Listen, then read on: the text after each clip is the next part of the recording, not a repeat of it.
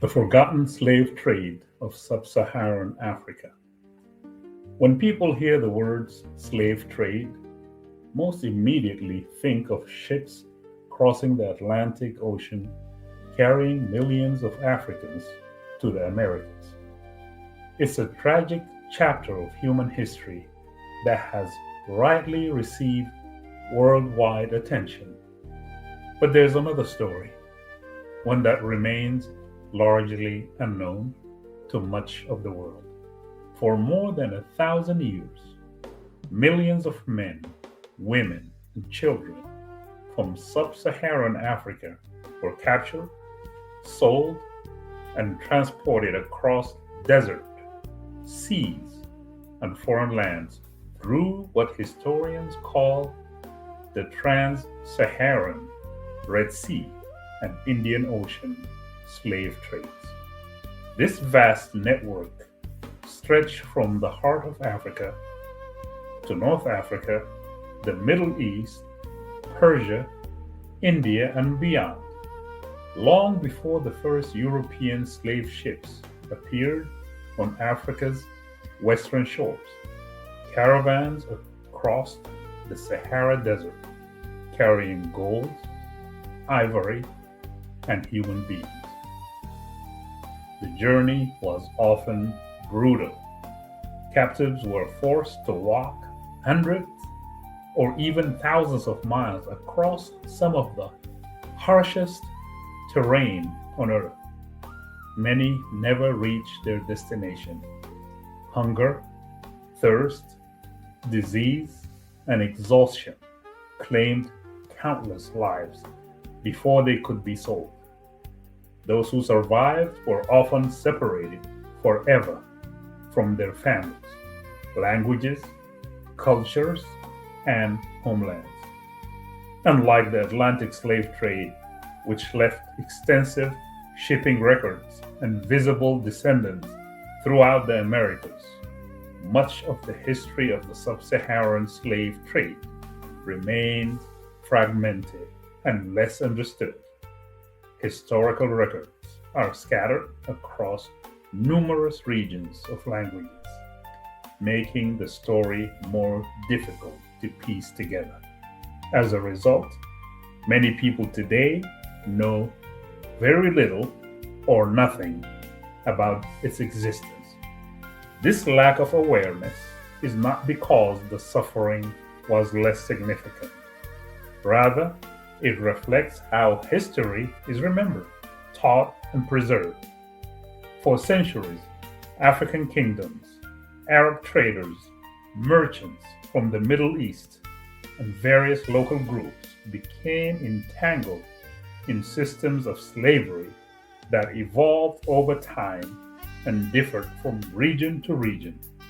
The reality was complex, involving economics, politics, warfare, and human greed. The story is not one of a single people oppressing another. It's a human story, a story of power, profit, survival, and tragedy. Yet amid the darkness, there were also stories of resilience. Communities survived, cultures endured, faith remained strong, families rebuilt what slavery sought to destroy.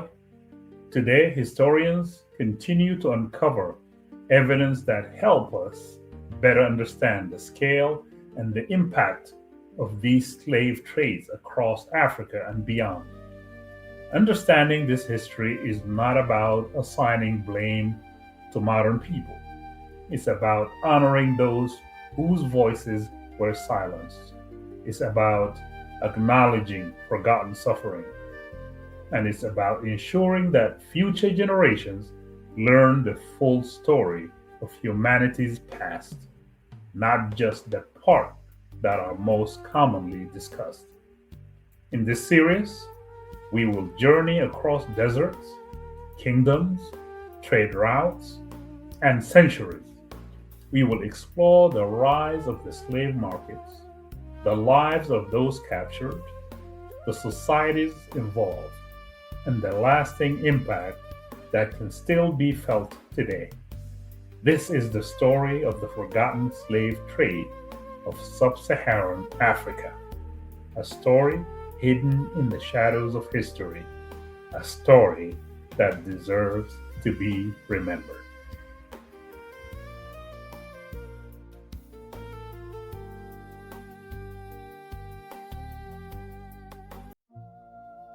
And now, the first episode in the Forgotten Chains series, entitled The Caravans of Silence.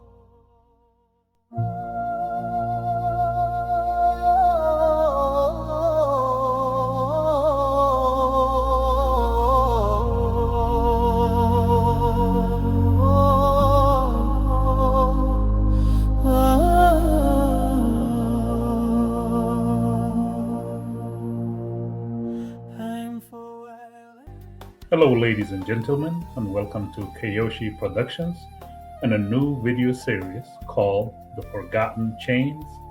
And the first episode is The Caravans of Silence.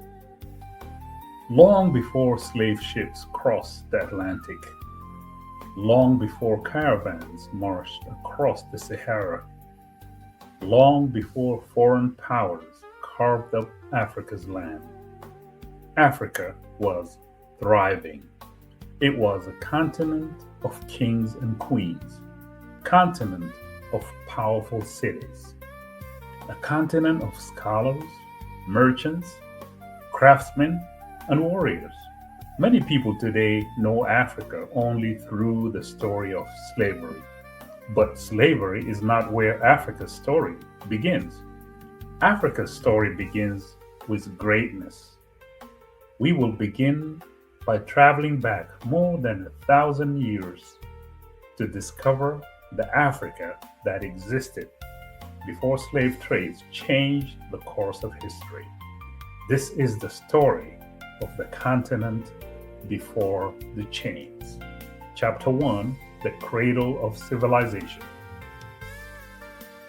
Human history begins in Africa. Scientists believe the earliest humans walked the African continent thousands of years ago, from the Nile Valley to the grasslands of West Africa, from the mountains of Ethiopia to the coast of East Africa. Civilizations emerged and flourished. In northeastern Africa stood the kingdom of Kush. Its kings ruled vast territories and built magnificent pyramids that still stand today.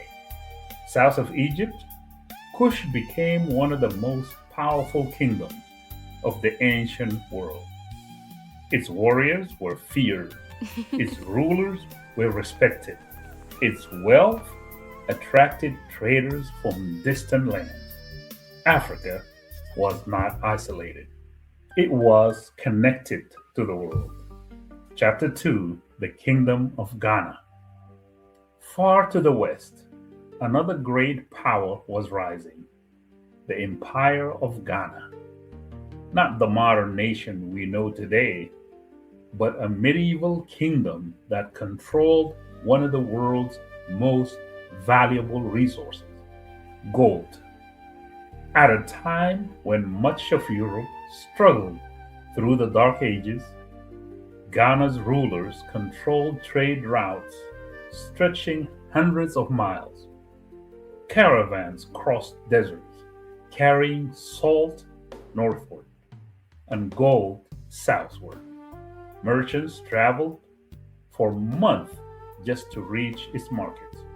The king's court dazzled visitors. Gold ornaments decorated his palace. His armies protected the kingdom's prosperity. Wealth flowed through Ghana like rivers. The empire became one of the richest places on earth. Chapter 3: The Great Trading Networks. Trade was the lifeblood of Africa. Across vast distances, merchants exchanged goods, ideas, and cultures. Salt from the Sahara, gold from West Africa, ivory from the forests, copper from central regions, textile from distant lands. These trade routes connected millions of people. Markets bustled with activity. Languages mixed. Religions spread. Knowledge traveled. Africa was part of the global economy long before European ships arrived on its shores. For centuries, prosperity grew, but hidden within many societies was a practice that would later become something far darker: servitude. Chapter 4: Early Forms of Slavery. The word slavery often brings images of plantations and chains, but in ancient Africa, servitude looked very different. Some prisoners captured during wars became servants. Others worked to repay debt. In many societies, these individuals could marry. They could own property. Some could even rise to positions of influence. Their children were often free. This system was harsh, but it was fundamentally different from the racial slavery that would later emerge. No one yet imagined a world where millions of people would be treated as property based solely on the color of their skin. That tragic transformation was still centuries away, yet the foundations were quietly being laid. Chapter 5: The Rise of Great African Cities. Across Africa, cities flourished. One of the most famous was Timbuktu. Timbuktu was located on the edge of the Sahara. Timbuktu became a center of learning and trade. Scholars traveled thousands of miles to study there. Libraries housed thousands of manuscripts. Students debated mathematics, astronomy, law, and theology. Knowledge was treasured. Education was honored. The city became one of the intellectual capitals of the world. Farther south, Great Zimbabwe rose from the landscape. Massive stone structures demonstrated remarkable engineering skills. Its rulers controlled important trade routes. Its influence stretched across vast territories. These achievements remind us of an important truth: Africa was never a continent without history. It was a continent rich with civilization. Chapter 6: A Changing World. As the centuries passed, powerful changes began unfolding beyond Africa's borders. New empires rose, new religions spread, new trade routes emerged. Across North Africa and the Middle East, growing demand for labor created opportunities for merchants seeking human captives.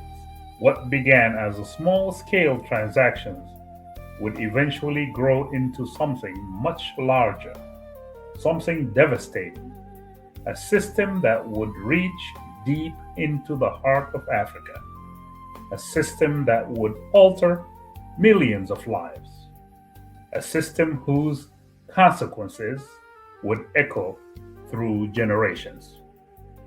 The age of slave trades was approaching. Before the chains, there were kingdoms. Before the slave ships, there were scholars. Before the suffering, there were greatness. Understanding Africa's story means understanding both its triumphs and its tragedies. Next time, we journey into the vast Sahara Desert, where camel caravans carried more than gold and salt. They carried human lives. and the first great slave trade affecting Sub-Saharan Africa began.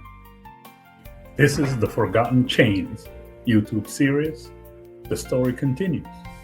Next episode, we will travel across thousands of miles of burning desert, powerful merchants, ancient slave markets, and millions of lives forever changed. Join us next time for episode 2, Raiders of the Shore, to find out about those bad intentioned camel riders coming from the north and east, which caused disturbances to the lives of Africans. Humanity, kingdoms, and resources suffered greatly. Don't forget to subscribe, like, comment, and share. See you next time.